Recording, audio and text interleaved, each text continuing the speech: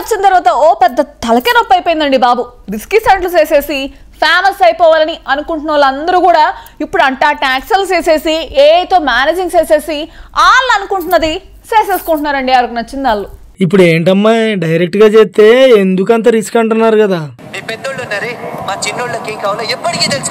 ఇదిగో అబ్బాయి మరీ లైఫ్ ను రిస్క్ లో ఎట్టేసి స్టంట్లు చేసేస్తే తర్వాత అది చూడడానికైనా అసలు వాళ్ళు బతికుండాలి కదా. అట్టగాని ఇట్ట ఏఐతో డూప్లికేట్ స్టంట్లు చూపించేస్తే ఎట్టా చెప్పు.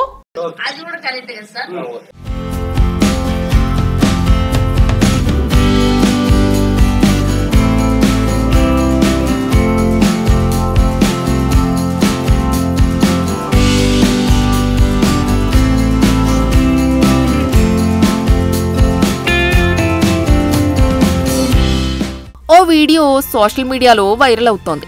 అది చూసిన తర్వాత ఆ కుర్రాడు నిజంగా అంత రిస్క్ చేశాడా అన్న అనుమానం కలుగుతోంది. ఒకవేళ నిజంగానే చేసుంటే రీల్స్ కోసం ఫేమస్ అవటానికి మరీ ఇంత ఓవర్ యాక్షన్ చేయాలా అనిపిస్తుంది. ఎందుకంటే ఒకవేళ ప్రమాదం జరిగితే ఫేమస్ అయినా చూడటానికి ఉండాలి కదా. విషయానికొస్తే నడుస్తున్న రైలు మీద ఓ వ్యక్తి స్టంట్ చేయటం మొదలుపెట్టాడు. రైలు మీదకి ఎక్కాడు, అది కూడా స్కేట్ షూస్తో. రన్నింగ్ ట్రైన్ మీద ఫీట్ చేయటం మొదలుపెట్టాడు. రైలు మూవ్ అవుతోంది, స్కేట్ చేస్తున్నాడు. పక్క రైల్లో నుంచి ఎవరో వీడియో తీస్తున్నారు. ఇంతలో సడన్ గా బ్యాలెన్స్ తప్పాడు, రైలు మీద నుంచి పడ్డాడు. అయితే ఇది నిజమైన వీడియో కాదంటున్నారు.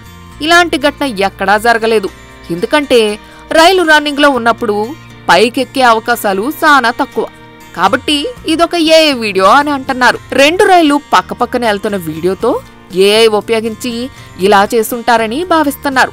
చాలా మంది యూజర్లు ఇది ఏఐ అంటూనే ఇలాంటి రిస్క్ స్టంట్స్ మాత్రం పొరపాటు కూడా చేయొద్దని వార్నింగ్ ఇచ్చేస్తున్నారు.